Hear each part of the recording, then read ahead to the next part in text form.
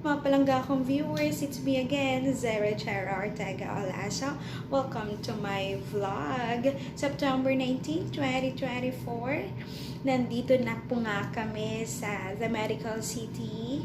Kanina pa, pero gising pa rin ako kasi katatapos-tapos lang ng aking check-up. Gusto kasing malaman ni Doc kung merong contraction na nangyari. Pero meron nga.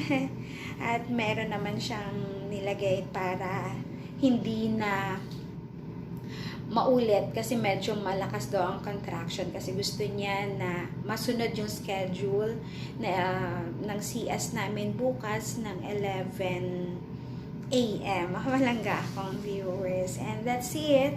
At sabi nga ni Marvin kanina pagpasok niya dito sa room namin, lahat ng magvi-visit sa amin is Sab ng 7 to 10 AM.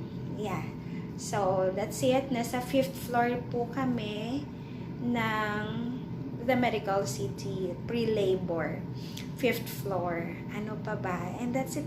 Mapalangga akong viewers. Thank you sa prayers at hinihiling ko pa ang patuloy na prayers ninyo para sa amin bukas ni Sab.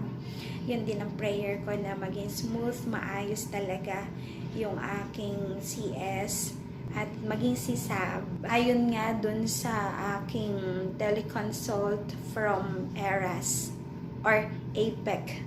Rather, sabi nila sa akin, mga palangga kong viewers, yung anesthesia na ilalagay sa akin ay yung na, may malay ako. So, para at least daw, pag lumabas na si Sab, may bonding kaagad kami.